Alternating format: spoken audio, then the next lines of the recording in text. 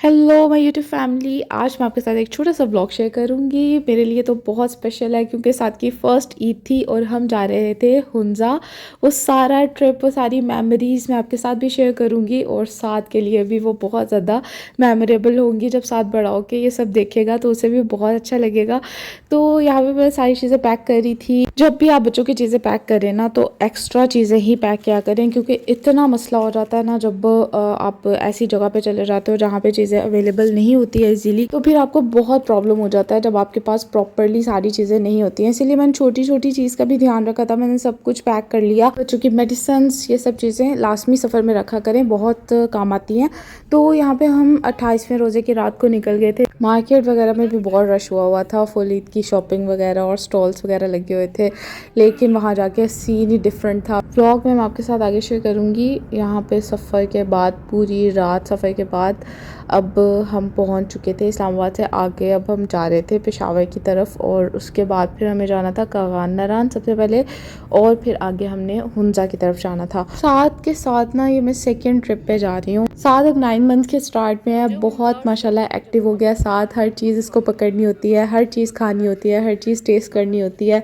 जो भी मैं खा रही होंगी साथ उसको पकड़ने की कोशिश करेगा, उसे खाने की जिद करेगा। यहाँ पे भी मैं आइसक्रीम खा रही थी तो इसकी भी फुल कोशिश थी कि मैं भी खा लूँ साथ में। तो यहाँ पे हम अब पहुँच चुके हैं कागान में, और होटल भी ले लिया है। और यहाँ पे मौसम भी काफ़ी सही था अभी तक तो, क्योंकि दोपहर के टाइम में हम पहुँच चुके थे तो मौसम भी काफ़ी ठीक था, धूप भी निकली हुई थी। जो का एनवायरनमेंट अगर एकदम से चेंज हो रहा है ना तो फिर भी उन्हें बीमार होने का ख़तरा होता है। इसीलिए साथ को मैंने फटाफट से विंटर के कपड़े पहना दिए और जो भी मुझे नज़र आए जल्दी जल्दी में, क्योंकि इससे पहले गर्मी का ही मौसम था ज़्यादा।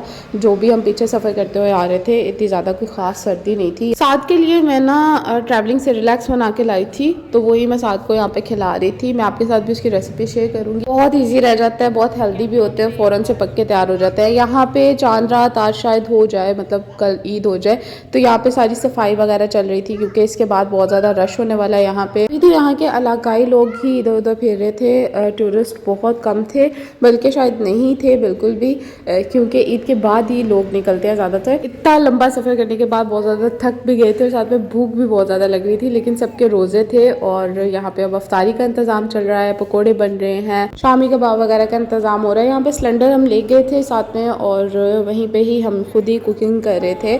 बाहर अब शाम हो रही है और धूप भी जा रही है और ठंड भी मज़ीद बढ़ रही है, तो साथ को भी मैं अंदर ले गई थी। काफ़ी अच्छा व्यू था, लेकिन कागान नारान बहुत दफ़ा आ चुके हैं तो अब ये बिल्कुल नॉर्मल लगता है। ये देखिए यहाँ पे सारी तैयारियां वगैरह चल रही हैं। अभी ईद के बाद यहाँ पे बहुत ज़्यादा रश हो जाएगा।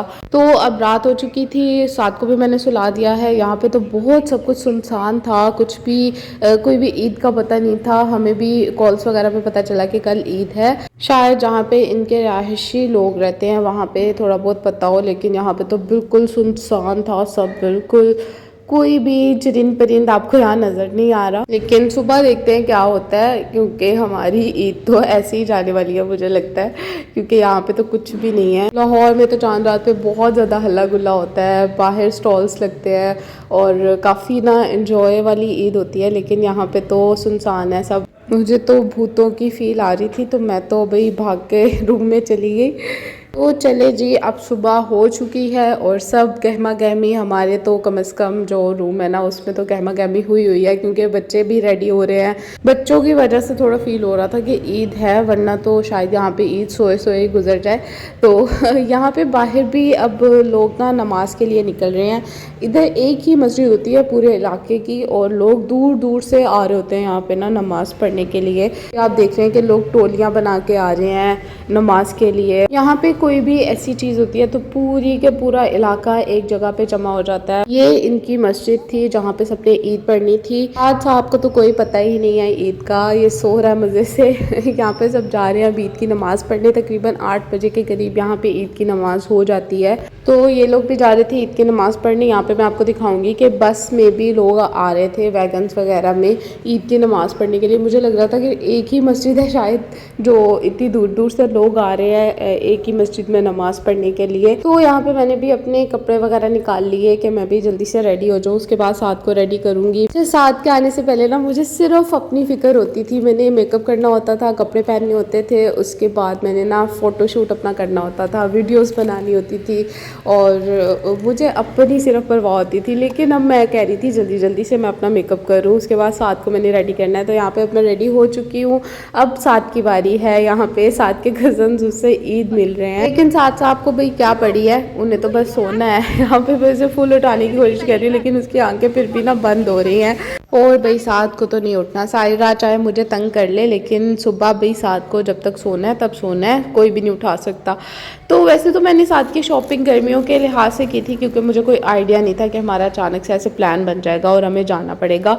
तो इसके नीचे फिर मैं इसको ये रोम्पर पहनाऊँगी और ऊपर से फिर मैं इसको इसके ईद के कपड़े पहनाऊँगी। माँ बनने के बाद ना मैं 100% कह सकती हूँ कि ये जो लड़कियाँ बड़े चाव से ये करती हैं ना, अभी नखरे करती हैं, अपने कपड़ों का ध्यान रखती हैं, अपनी शॉपिंग वगैरह पे फोकस करती हैं, जैसे ही वो अम्मा बन जाएगी ना, उनको सिर्फ अपने बच्चे की परवाह होगी। उन्हें सिर्फ ये होगा कि मेरा बच्चा सबसे ज़्यादा प्यारा लगे, मैं चाहे जैसी भी लग रही हूँ कोई मसला नहीं है। तो यहाँ पे साद को भी मैंने रेडी कर दिया था। साद को मैं लेके जा रही हूँ जी ईदियाँ शीदियाँ इकट्ठी करवाने के लिए।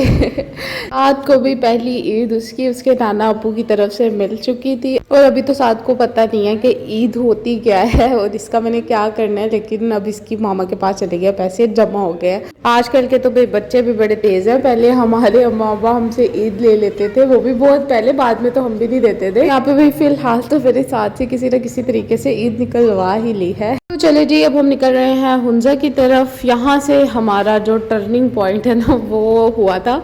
हमें पता चला कि हमने यहाँ कागान नारान से ही सीधा हुंजा की तरफ निकल जाना था, कागान नारान के रास्ते से, लेकिन यहाँ पे पता चला कि कागान नारान के रास्ते बंद हो चुके हैं। अब जो है ना हमें दोबारा से वापस जाना था और दोबारा से कराकरम हाईवे से हमें निकलना था हुंजा के लिए, और वो बहुत लंबा रास्ता होने वाला था। नारान कागान से अगर डायरेक्टली हुंजा की तरफ जाए या गिलगित की तरफ जाए तो रास्ता काफ़ी ठीक है, मतलब इतना ज़्यादा सफ़र नहीं करना पड़ता है और आप एक दिन में पहुंच सकते हैं। लेकिन अगर आप दोबारा से, अब जैसे हमें वापस जाना था बालाकोट तक और वहाँ से दोबारा से हाईवे पे हमें लगना था कराकरम की, और इस तरह से हमारा रास्ता तो डबल से ट्रिपल हो गया था। ईद तो यहाँ पे उस तरह से ज़्यादा नहीं मनाई जाती जिस तरह लाहौर में काफ़ी ज़्यादा शोर शराबा होता है, हल्ला गुल्ला हो रहा होता है। तो यहाँ पे काफ़ी सुनसान सड़कें वगैरह भी थी, लेकिन ना बच्चों की ये टोली देख के तो मुझे लगा इनकी शायद थोड़ी बहुत ईद हो रही हो, क्योंकि ये काफ़ी मस्ती कर रही थी। इनको देख के मुझे भी अपना बचपन याद आ गया कि कज़न्स के साथ हम भी ऐसे ही मस्तियाँ करते थे, बाज़ार जाते थे और ईद हमारी ऐसे ही गुजर जाती थी। अब मैं बहुत शॉर्ट वे में आपको ये कराकरम की हाईवे से अब हमारा चित्राल तक का सफ़र दिखा रही हूँ, लेकिन इसमें जितनी मुश्किलें आई हैं ना वो मैं आपके साथ ज़रूर शेयर करूँगी, क्योंकि अगर आप भी इस तरह से ट्रैवल करते हैं तो प्लीज़ मत करें, बहुत ख़तरनाक है। हमें जब हम निकले थे कागान से तो तकरीबन 10 बज रहे थे और अब हमें पहुँचते पहुँचते 12 बज चुके हैं। हम तकरीबन 10 से 15 घंटे तो सफ़र में ही रहे हैं और बच्चे भी बहुत ज़्यादा थक गए थे और साथ तो मुझसे नाराज़ हो गया है, बात बिल्कुल भी नहीं कर रहा, जहाँ पे मैं उसको बुलाती हूँ दूसरी तरफ मुँह कर लेता है। तो कराकरम हाईवे बहुत ज़्यादा ख़तरनाक है। रात में सफ़र करने के लिए आपको कोई भी चीज़ नहीं मिलती है, वहाँ पे ज़्यादा इलाके नहीं हैं जहाँ पे आप कहीं पे ठहर सकते हैं। अगर खुदा न खास्ता आपकी गाड़ी ख़राब हो जाती है तो आपको बहुत ज़्यादा मुश्किल हो सकती है, क्योंकि कोई भी आपकी हेल्प के लिए नहीं आएगा। आपको हो सकता है बहुत टाइम तक खुद ही इंतज़ार करना पड़े किसी हेल्प का कि कोई गाड़ी गुजरे तो वो आपकी मदद कर सके।